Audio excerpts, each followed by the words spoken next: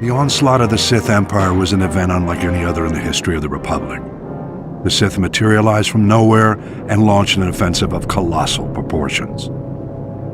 Horrifying reports from the Outer Rim seemed to portend the utter destruction of the Republic.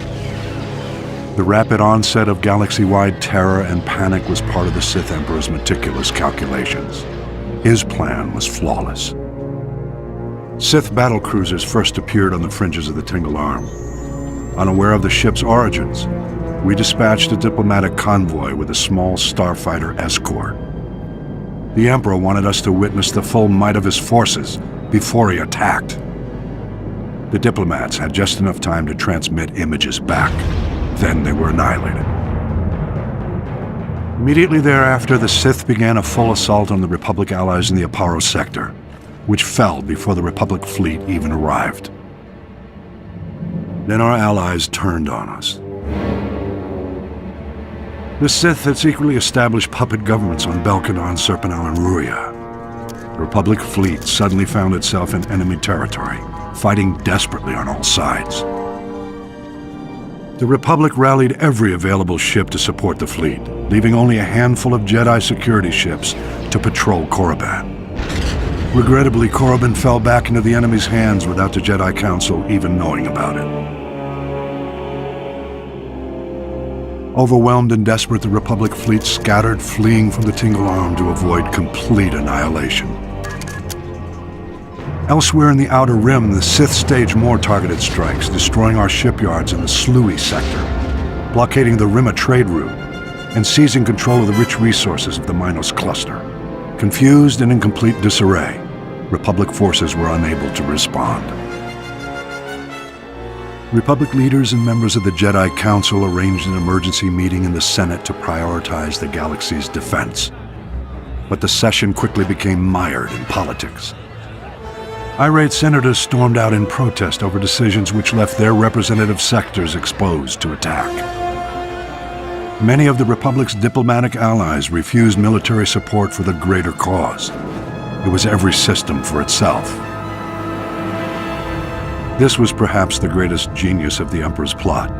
He had turned the Republic against itself. While the Republic played politics, the Emperor used the time to reconfigure his forces for the long push into the galactic core. After the Sith offensive seized the Siswina sector of the Outer Rim, the Imperial Armada turned its sights closer to the core, the Mid-Rim. Believing the Republic was still recovering from its heavy losses, Imperial forces charged into Bothan space, where they were caught off guard by the full force of the Republic fleet. The Republic fleet obliterated the Imperial squadron, and the Battle of Bothawui became the Republic's first major victory in the war. The news spread across the galaxy, rekindling lost hopes and re-energizing exhausted defenders. The Republic fleet moved on, but a courageous force of Jedi and Republic soldiers remained on Bothawui to await the Empire's return. The vengeance of the Sith came swiftly. Imperial battlecruisers from around the galaxy closed in on Bothan space to recoup their losses. A high-powered planetary shield protected Bothawui from bombardment, forcing the Imperial forces to engage on the ground. Jedi Master Belthalusis, 7 dozen of the Order's finest knights, and 4,000 Republic soldiers dug in to defend the shield generators, or die trying. The disparity was staggering. An unprecedented Imperial army, 50,000 strong, descended on Bothawui's brave defenders. The defenders were undaunted, with no expectation of survival. They were mindful only of their duty. But overconfident Imperial commanders threw all their army's might into direct assault, and their ground forces fell in droves. For every Republic soldier who died, 10 Imperials were killed. The Empire was forced to call in reinforcements. Despite the defenders' determination, their lines were whittled away until only a handful of soldiers and Jedi remained. They rallied to the Jedi Master Eleusis for a final stand. Imperial Grand Moff Zelos offered to spare Master Eleusis if he and his brave comrades would surrender. Neither pride nor foolhardiness drove the defenders' decision. They were guided by the Force. they had passed beyond the fear of death. Their glorious last stand will never be forgotten. Lucis and his men fell, but not before the Imperials were driven to retreat. The Battle of Bothawui was a draw. The heroes of Bothawui inspired bold New Republic strategies that eventually halted the Empire's advances. For the first time in decades, the Republic Senate breathed a sigh of relief, but it was short-lived.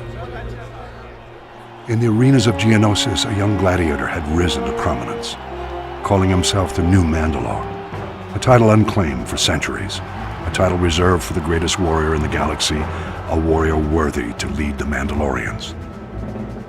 Though it had been centuries, the descendants of the once proud culture had not forgotten the legends of the Mandalores who had gone before. Spread far and wide, working as mercenaries and bounty hunters, when the new Mandalore called, his loyal subjects came. Mandalore's call was simple: to confront the galaxy's greatest challenge and fight the legendary Knights of the Jedi Order. Amassing an army overnight, Mandalore planted his forces in the path of the Hydian Way trade route, cutting off the Republic's most critical supply lines.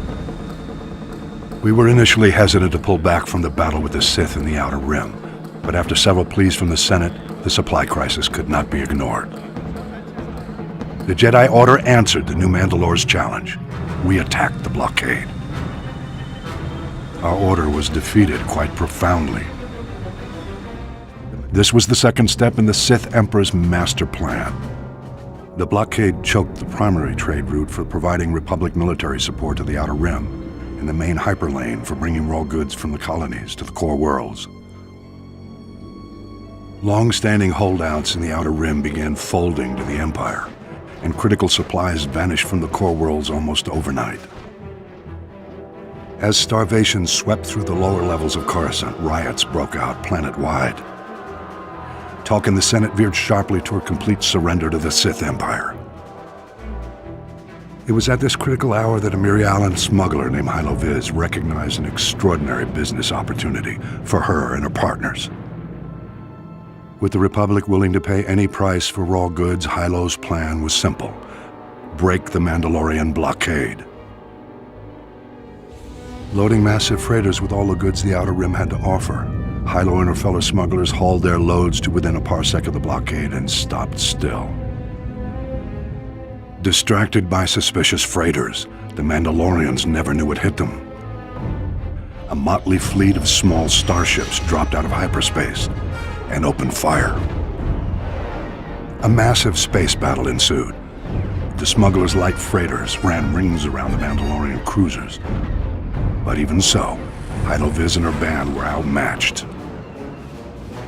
Fortunately, Republic Strategic Information Systems was tipped off and starfighters were scrambled from nearby systems. With their assistance, the Mandalorians were quickly overcome. The blockade broken, Hylo Visz brought freighters full of raw goods into Coruscant and walked away with more wealth than she had ever imagined. Mandalore went on to lead many of his followers to seek new challenges, while others again struck out on their own.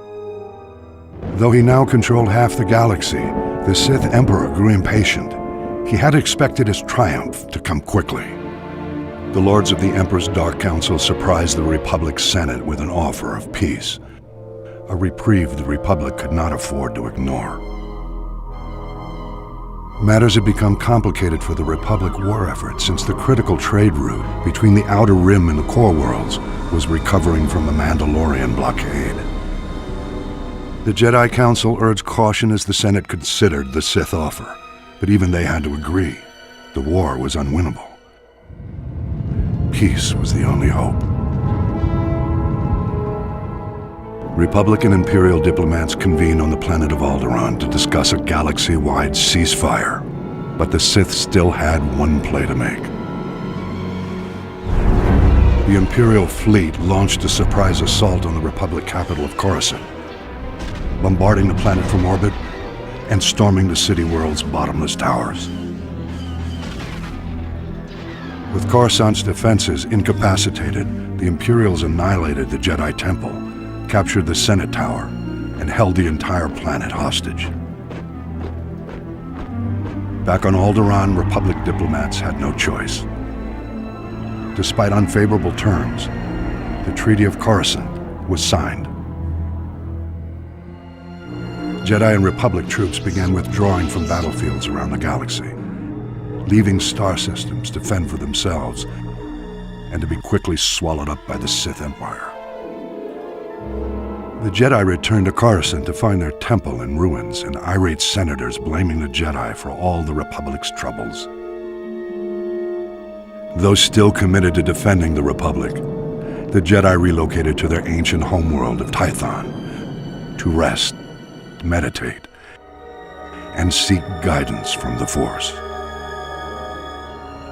Thus began the unprecedented stalemate, the Jedi reconnecting with their roots, the Republic nursing its wounds, the Sith consolidating their power, and a galaxy divided between darkness and light.